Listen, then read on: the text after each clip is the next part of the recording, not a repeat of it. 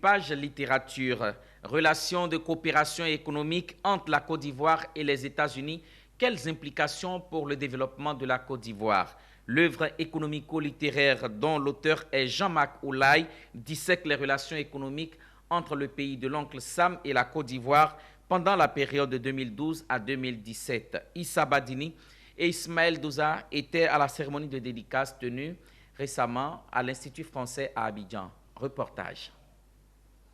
Institut français d'Abidjan, 146e numéro du café littéraire de l'association Point de lecture. Le centre d'intérêt du jour, cette œuvre, relations de coopération économique entre la Côte d'Ivoire et les États-Unis, quelle implication pour le développement de la Côte d'Ivoire? 3 grandes parties, 228 pages rondement menées. L'auteur, Jean-Marc Oulaye, un ancien masterien banque et finance du CESAC de Dakar, qui, à quelques soleils de la fin de l'AGOA, avait intéressé le monde économique et littéraire sur les implications des différents accords de coopération économique entre la Côte d'Ivoire et les États-Unis dans la période de 2012-2017.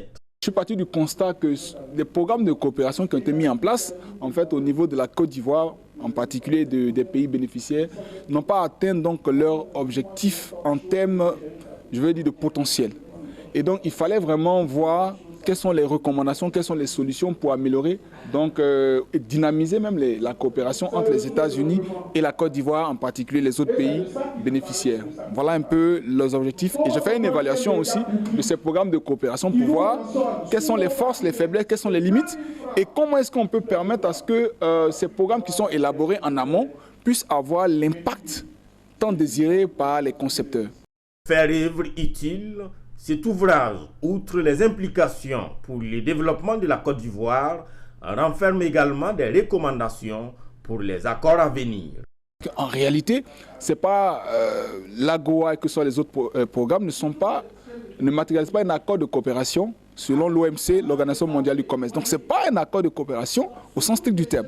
Je demande à ce que ces programmes-là deviennent des accords de coopération au sens véritable, au sens économique, pour permettre à la Côte d'Ivoire ou aux autres pays bénéficiaires de négocier les clauses.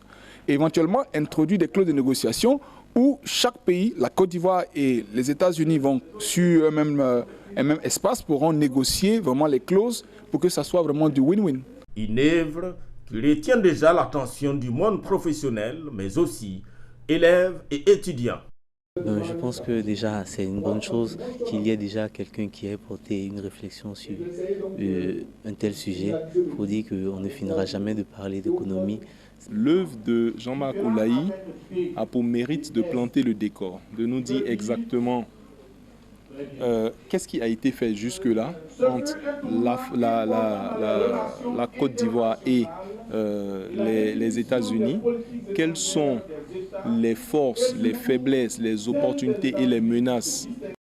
Relations de coopération économique entre la Côte d'Ivoire et les États-Unis, quelle implication pour le développement de la Côte d'Ivoire? C'est un essai publié sur l'Harmattan Sénégal. Quant à l'auteur, il est représentant Afrique de l'Ouest, c'est ALID, African National Chambers of Commerce aux États-Unis.